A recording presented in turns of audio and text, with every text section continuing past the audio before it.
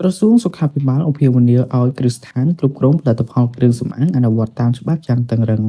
តើហេតុអ្វីតម្រូវឲ្យម្ចាស់គ្រឹះស្ថានគ្រប់គ្រងផលិតផលគ្រឿងសម្អាងអនុវត្តតាមច្បាប់របស់ក្រសួងសុខាភិបាល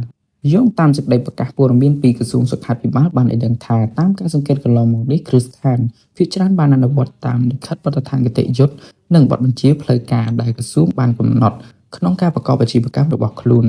ទោះជាយ៉ាងណាក្រសួងក៏បានបញ្ជាក់ថានៅមានគ្រឹះស្ថានមួយចំនួនតូចដែលពុំទាន់បានអនុវត្តត្រឹមត្រូវនៅឡើយដោយបានរួមចូលចែកចាយឬលក់ឱសថផលិតផលបំពាន់សុខភាពឬគ្រឿងសម្អាងតាមប្រព័ន្ធអនឡាញផ្សារទំនើបបណ្ដាញសង្គមដោយមិនបានអនុវត្តត្រឹមត្រូវតាមច្បាប់ក្រសួងសុខាភិបាលសូមរំលឹកឲ្យគ្រប់គ្រឹះស្ថាននិងអ្នកជួញដូរគ្រឿងសម្អាងទាំងអស់យល់ដឹងច្បាស់អំពីលក្ខខណ្ឌនិងបទបញ្ជាផ្លូវការទាក់ទងនឹងការផលិតការចែកចាយគ្រឿងសម្អាងរួមទាំងការគ្រប់គ្រងសារធាតុគីមីនៅក្នុងគ្រឿងសម្អាងដើម្បីការពារសុវត្ថិភាពសាធារណៈនិងបង្កើតភាពជឿជាក់ចំពោះអតិថិជន